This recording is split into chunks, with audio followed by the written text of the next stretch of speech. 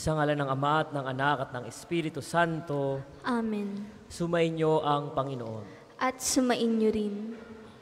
Mga kapatid, aminin natin ang ating mga kasalanan upang tayo maging marapat gumanap sa banal na pagdiriwang. Inaamin ko Sa makapangyarihang Diyos at sa inyong mga kapatid, na lubha akong nagkasala sa isip, sa salita at sa gawa, at sa aking pagkukulang. Kaya isinasamo ko sa mahal na Birheng Maria, sa lahat ng maanghel at mga banal, at sa inyong mga kapatid, na ako'y panalangin sa Panginoong ating Diyos. kaawaan tayo ng makapangyarihang Diyos, patawarin tayo sa ating mga kasalanan at patnubayan tayo sa buhay na walang hanggan. Amen.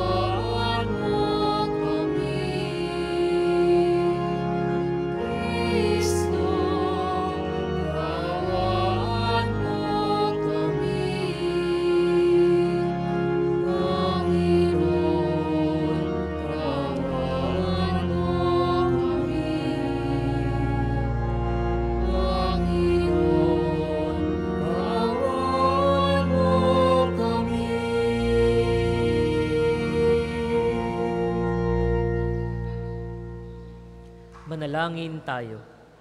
Ama naming makapangyarihan, minarapat mong mahayag ang iyong kadakilaan sa pagsilang ng mahal na Birhen para sa sanlibutan.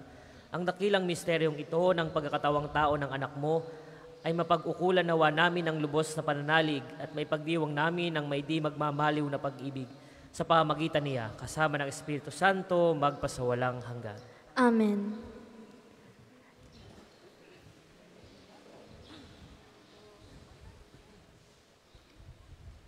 Pagbasa mula sa aklat ng mga hukom.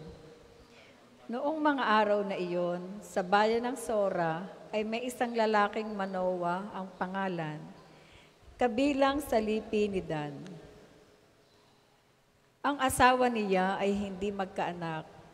Minsan, napakita sa babae ang anghel ng Panginoon at sinabi, "Hanggang ngayon wala kang anak, ngunit hindi magtatagal, maglilihi ka at manganganak. Mula ngayon ay huwag kang iinom ng anumang uri ng alak, ni titikim ng anumang bawal na pagkain. Kung maipanganak mo na siya, huwag mong papuputulan ng buhok, pagkat mula pa sa kanyang pagsilang, ay itatalaga na siya ng Diyos. Siya ang magsisimulang magligtas sa Israel mula sa mga Filisteo." Ang babae lumapit sa kanyang asawa at kanyang sinabi, "Napakita sa akin ang isang propeta ng Diyos, parang anghel. Kinikilabutan ako. Hindi ko tinanong kung taga saan siya at hindi naman niya sinabi kung sino siya. Huwag daw akong iinom ng alak ni titikim ng anumang bawal na pagkain, pagkat ang sanggol na isisilang ko'y itatalaga sa Diyos." Dumating ang araw at nanganak ang asawa ni Manoa. Lalaki ang sanggol at pinangalanan niyang Samson. Lumaki ang bata at patuloy na pinagpapala ng Panginoon. Ang Espiritu ng Panginoon ay lumukob kay Samson. Ang salita ng Diyos. Salamat sa Diyos. Ang tugon po sa salmo, lagi kong papupurihan ang iyong kapangyarihan. Lagi kong papupurihan ang iyong kapangyarihan. Ikaw nawa ang muog ko at ligtas na kakanlungan. Matatag na kublihan ko ay matibay na sanggalang. Sa lahat ng masasama, O Diyos, ako'y ipaglaban. Lagi kong papupurihan ang iyong kapangyarihan. Panginoon, sa iyo ko inilagak ang pag-asa. Maliit pang bata ako, sa iyo'y may tiwala na. Sa simula at mula pa, wala akong inaasahang mag-iingat sa sarili, kundi tanging ikaw lamang. Lagi kong papupurihan ang iyong kapangyarihan. Pagkat ikaw, Panginoon, ay malakas at dakila, taglay mong katangi ay ihahayag ko sa madla. Sa pulpa sa pagkabata, ako iyong tinuruan, hanggang ngayon sinasambit ang gawa mong hinangaan. Lagi kong papupurihan ang iyong kapangyarihan. Magsitayo po ang lahat.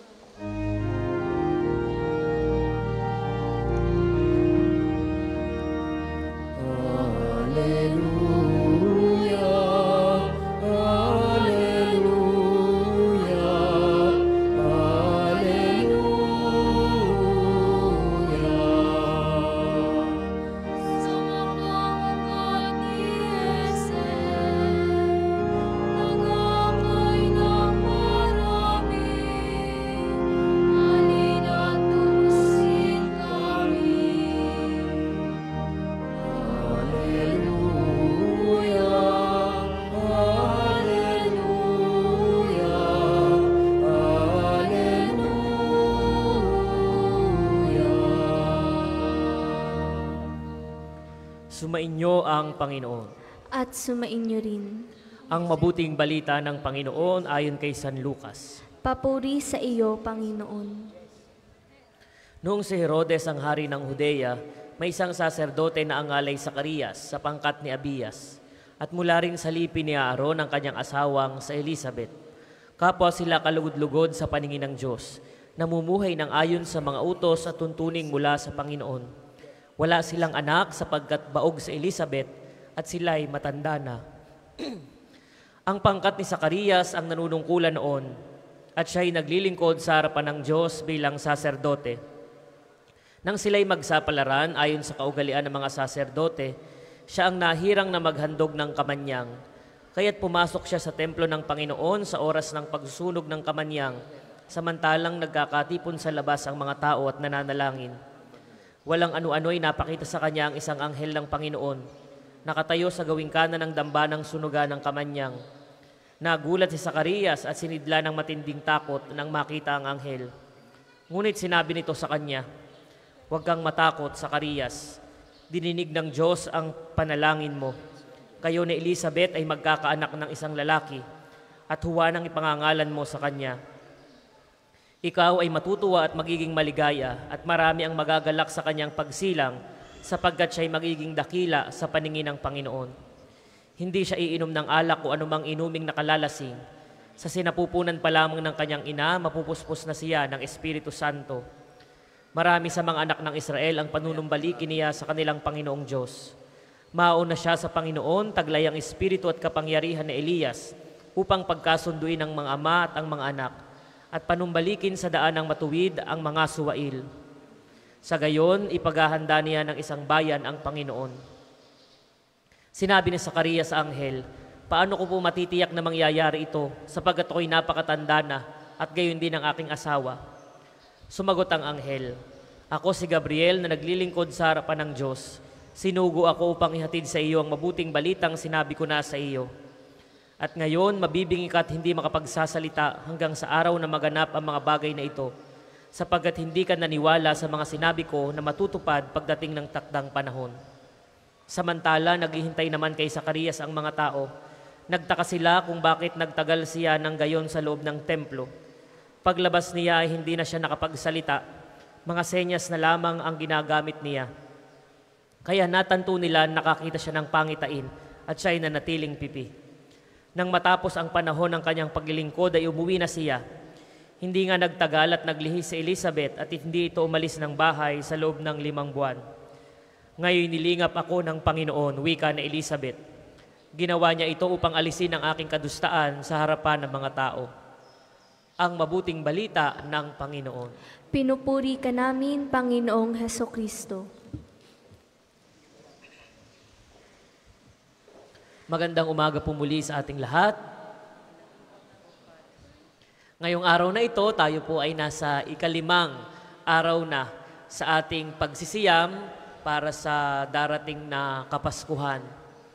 At ang atin pong bida sa araw na ito ay si Zacarias. Kung kahapon ang ating bida ay si San Jose, ngayon naman po ay si Zacarias, kasama ang kanyang asawang si Elizabeth. At kung inyo pong napakinggang mabuti ang ating ebanghelyo, ito'y tungkol sa kung papaano nagpakita ang anghel ng Panginoon sa kanya, si Gabriel, at nagsabing si Zacarias at si Elizabeth ay magkakaanak. Sino po ang magiging anak nila? Si San Juan Bautista. At dahil sa pagdududa ni Zacarias, siya ay nawala ng boses. Hindi na siya nakapagsalita. Dahil nga siya ay nagtataka at ang sabi niya, paano itong mangyayari? Ako'y matanda na, ang aking asawa ay baog. Pero sabi ni Gabriel, walang hindi makapangyayari ang Diyos. Mga kapatid, kung ito po'y ating ilalapat sa ating mga buhay, tayo po'y katulad din ni Zacarias. May mga pagkakataon na tayo ay nagdududa. Bakit tayo nagdududa? Dahil masyado tayong nakikinig sa boses ng ibang tao. Imbis na sa boses ng Diyos tayo makinig, ang nangingibabaw sa atin ay ang tinig ng iba. Marami ang magsasabi sa atin na, hindi ka naman magaling, hindi mo naman yan kaya, hanggang dyan ka lamang. At minsan tayo ay naniniwala sa mga sinasabing ito ng mga tao. Imbis na tayo magsalita ng ating katotohanan, katulad ni Zacarias, tayo ay napipipi, nawawala ang ating tinig. Hindi tayo makapagsalita dahil masyado tayong nilalamon ng boses ng ibang tao na sinasabi sa ating hindi mo kaya yan. Kaya kapag ang Diyos na ang nagsabi sa atin na, anak, kaya mo yan, tayo nagdududa. Kasi pinaniniwalaan natin ang ibang tao. Katatapos lamang po ng mga exam, ang bar exam, licensure examination, at siguro mailan sa inyo ditong nakapasa. At alam ko po may karanasan kayo na pinagdudahan din kayo ng ibang tao. Sinabihan kayo na hindi mo kaya yan, hindi ka naman magaling, hindi ka makakapasa. At ang ilan po siguro, yun din ang pinaniwalaan na hindi nga ako magaling, bulok nga pala ako. Hanggang dito na lamang ako, hindi ko maabot ang mga pangarap ko. Minsan nilulunod po tayo ng mga ganyang tinig. Lalo na ngayon sa ating mundo, na gustong-gusto ng iba na tayo ibagsak. Natutuwa ang ibang tao kapag nakikitang tayo ay bumabagsak. Bibihira ang natutuwa kapag tayo nagtatagumpay. Kaya mga kapatid, sa umagang ito po ang pinapaalala sa atin ng Ebanghelyo. Makinig tayo sa mensahe ng Diyos. Hindi sa sinasabi ng ibang tao. Huwag nating pagdudahan ng Panginoon. Nothing is impossible with God. Walang hindi makapangyayari ang Diyos. Si Zacarias nga na matanda na at si Elizabeth na baog, nagkaanak pa. Tayo pa kaya na gumagawa ng paraan para magtagumpay, nagsusumikap, nagsasakripisyo, ibibigay ng Diyos ang ating hinihiling, huwag lang tayong magduda sa Kanya. Paniwalaan natin na laging tapat ang Diyos. Tayo po, pwede tayong hindi maging tapat sa Panginoon sa ating mga ginagawang kasalanan. Pero ating tatandaan, sa kabila ng lahat ng ating mga ginagawang ito, laging tapat ang Diyos. Kaya kung meron tayong pakikinggang tinig, yun ay ang Kanyang tinig lamang at wala ng iba. Hindi ang tinig ng mga taong pili tayong ibinabagsak. Mga kapatid, sa pagpapatuloy ng ating pagdiriwang, nawa, maging aral sa atin ang naging karanasan ni Zacarias. Huwag na nating pagdudahan ang Panginoon. Siya'y laging tapat sa Kanyang mga pangako. Ang kailangan nating gawin, magsumikap, pakinggan ang Kanyang tinig, at laging sundin ang Kanyang kalooban. Pagpalain po tayo ng ating Panginoon. Para po sa mga maghahandog ng sobre, pakihulog na lamang po sa buslo.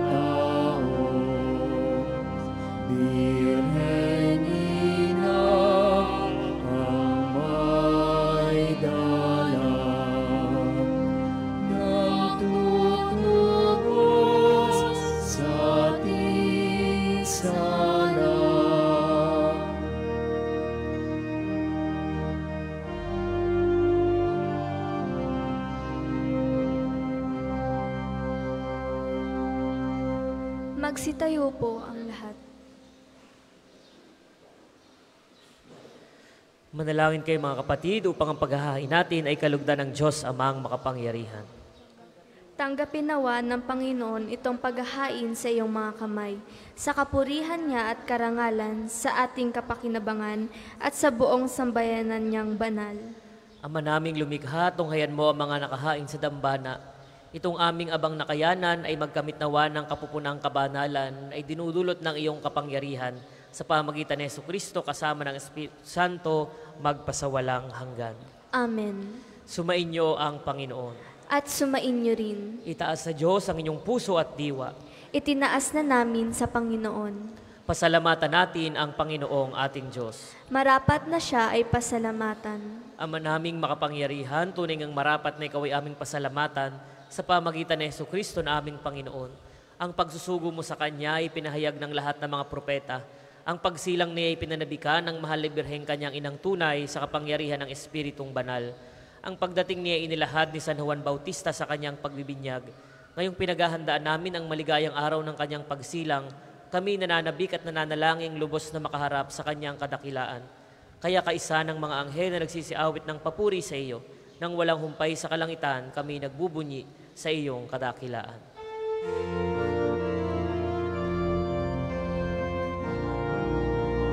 Santo, Santo, Santo, Panginoong Diyos ng mga hukbo, napupuno ang langit at lupa ng kadakilan mo. Hosana, Hosana, sa kaitaasan. Pinagpala na paririto sa ngalan ng Panginoon. Hosana, Hosana, sa kaitaasan.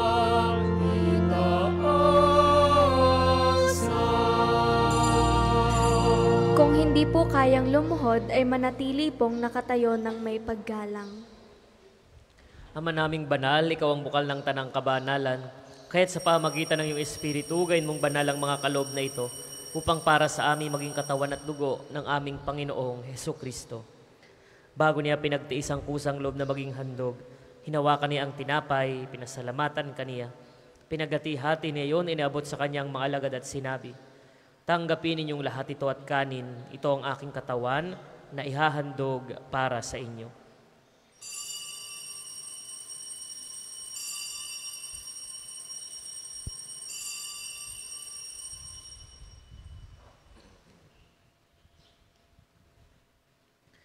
Gayun din naman nung matapos ang hapunan, hinawakan niya ang kalis. Muli kaniyang pinasalamatan. Iniabot niya ang kalis sa kanyang mga alagad at sinabi, "Tanggapin ninyong lahat ito at inumin. Ito ang kalis ng aking dugo, ng bago at walang hanggang tipan. Ang aking dugo na ibubuhos para sa inyo at para sa lahat, sa ikapagpapatawad ng mga kasalanan. Gawin ninyo ito sa pag-alaala sa akin."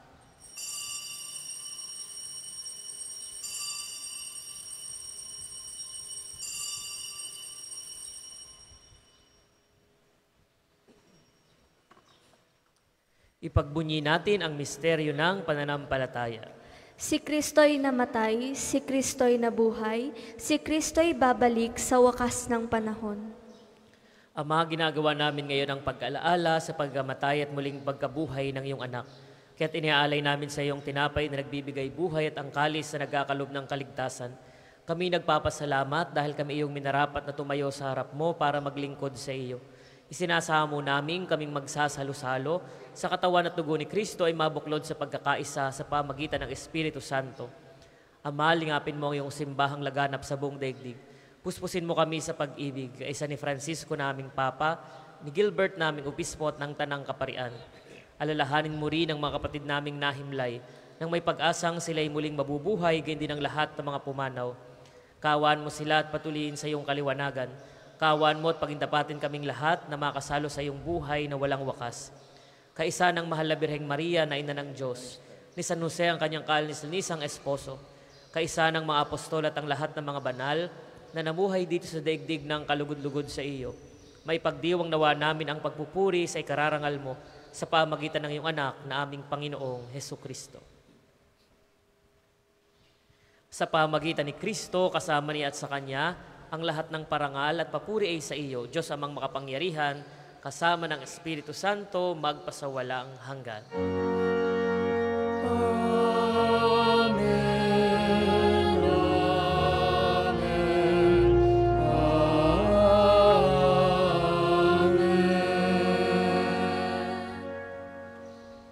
Sa tagubili ng mga nakagagaling na utos at turo ni Jesus na Panginoon natin at Diyos, ipahayag natin ng lakas loob. Ama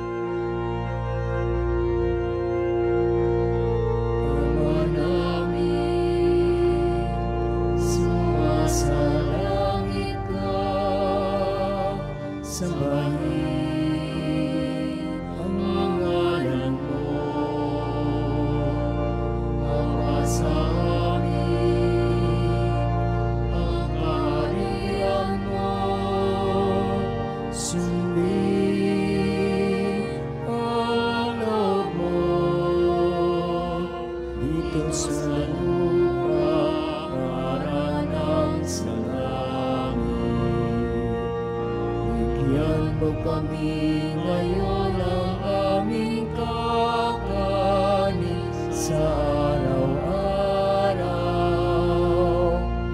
at patawarin mo kami sa aming mga sala, para ng magpapatawad namin sa nagkakasala sa amin, at huwag mo kami ipahintulot sa tukso, at iadya mo kami sa lahat ng masama. Hinihiling namin kami adya sa lahat ng masama, pagkalooban ng kapayapaan araw-araw, iligtas sa kasalanan at ilayo sa lahat ng kapahamakan, samantalang aming pinananabikan ang dakilang araw ng pagpapahayag ng tagapagligtas naming si Jesucristo. Sapagkat iyo ang kaharian at ang kapangyarihan at ang kapurihan magpakailanman. Amen. Panginoong Jesucristo, sinabi mo sa iyong mga apostol, kapayapaan ang iniiwan ko sa inyo, ang aking kapayapaan ang ibinibigay ko sa inyo. Tunghayan mo ang aming pananampalataya at huwag ang aming mga pagkakasala. Pagkalooban mo kami ng kapayapaan at pagkakaisa ayon sa iyong kalooban, kasama ng Espiritu Santo, magpasawalang hanggan. Amen. Ang kapayapaan ng Panginoon ay laging sumainyo. At sumainyo rin. Magbigayan kayo ng kapayapaan sa isa't isa.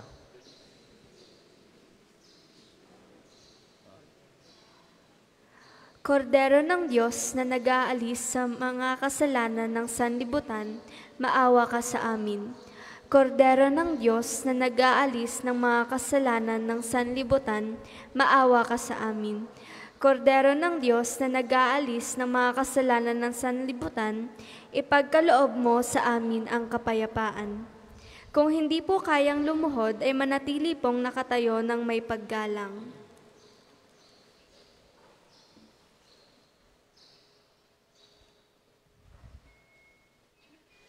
Ito ang kordero ng Diyos, ito nag-aalis ng kasalanan ng sanlibutan. Mapalad ang mga inaaniyahan sa kanyang tiging. Panginoon, hindi ako karapat-dapat na magpatuloy sa iyo. Ngunit sa isang salita mo lamang ay gagaling na ako.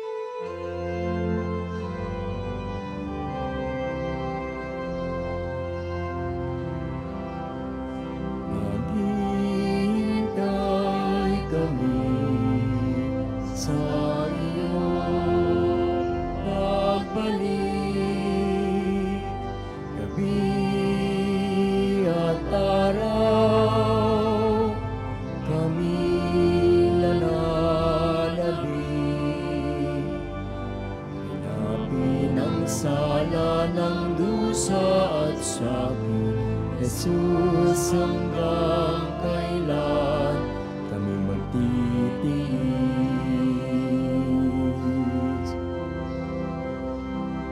Halina, O Jesus, na mananakop ang iyong bayan, palayain mong lubos.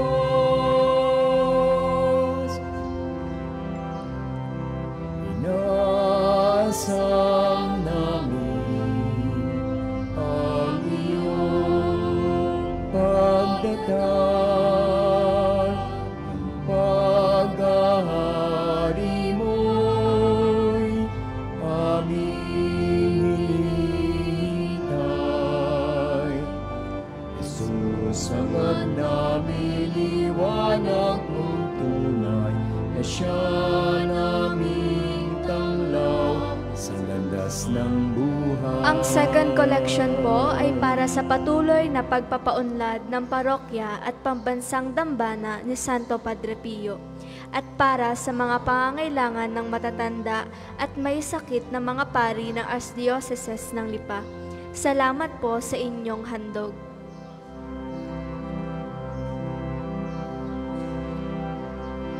Halina, O Jesus, na mananakop ang iyong bayan, palayain mong lubos.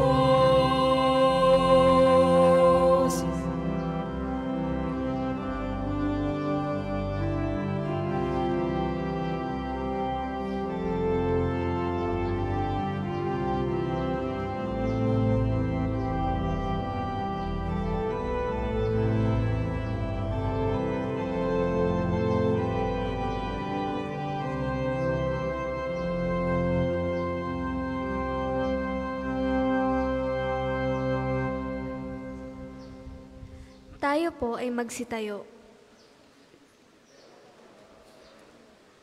Manalangin tayo.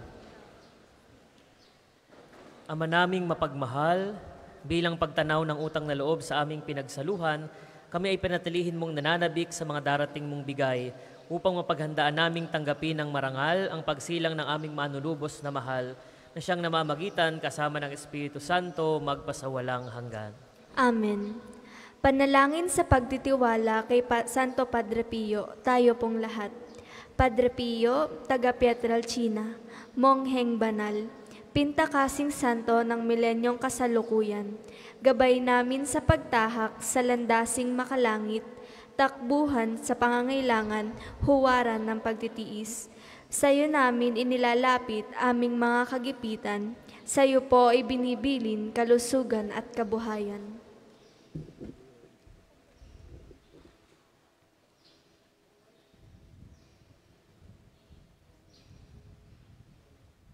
Di man karapat-dapat, kami po ay pagbigyan, bendisyonan at basbasan, maging ganap sa buhay.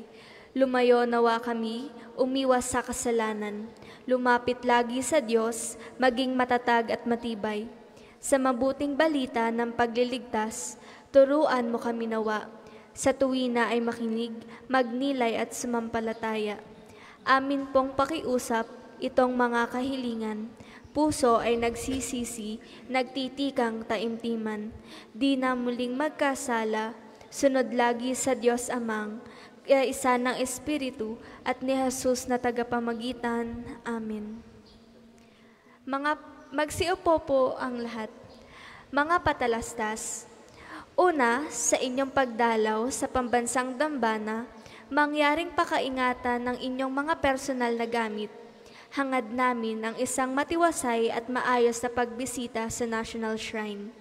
Ikalawa, bahagi pa rin po ng ating fundraising project para sa isang espesyal na pagdiriwang sa darating na Enero.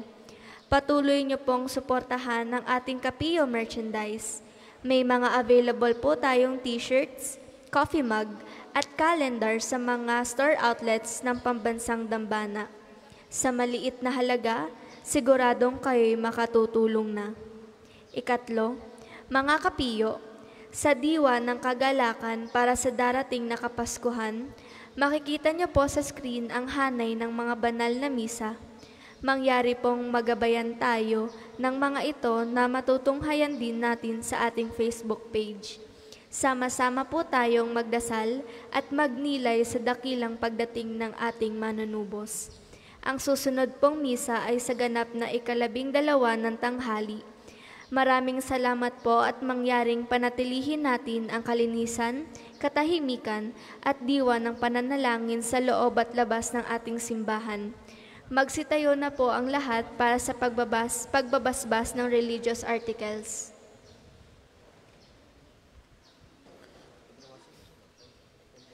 Mga kapatid, manalangin tayo sa Diyos amang makapangyarihan upang tayo ay maging kawangis ni Kristo sa taimtim na pagdalangin sa tulong ng mga larawan at mga dasalan. O Panginoong Diyos, Ikaw ang bukal ng lahat ng pagpapala at biyaya. Ibuhos mo ang iyong bendisyon sa mga gamit na ito sa pananalangin, mga rosaryo, imahen, dasalan na nagpapaalala ng iyong kabutihan, kabanalan at pagmamahal sa amin, upang ang lahat na dumulog at magdasal gamit ang mga ito ay magtamo ng iyong awa at biyaya. Loobin mong tularan nila ang kabanal at aral ng Panginoon at ng mga santo magpasawalang hanggan. Amen. Ama namin, sumasalangit ka, sambahin ang ngalan mo, mapasa amin ang kaharian mo, sundin ang loob mo, dito sa lupa para ng sa langit. Bigyan mo kami ngayon ng aming kakanin sa araw-araw, at patawarin mo kami sa aming mga sala, para ng pagpapatawad namin sa mga nagkakasala sa amin, at huwag mo kaming ipahintulot sa tukso, at iadya mo kami sa lahat ng masama. Amen. Aba, Ginoong Maria, napupuno ka ng grasya. Ang Panginoong Diyos ay sumasa iyo. Bukod kang pinagpala sa babaeng lahat, at pinagpala naman ng iyong anak na si Jesus. Santa Maria, Ina ng Diyos, ipanalangin mo kaming makasalanan, ngayon at kung kami mamamatay. Amen. Luwalhati sa Ama, sa Anak, at sa Espiritu Santo, kapara noong unang-una, ngayon at magpasawalang hanggan. Amen.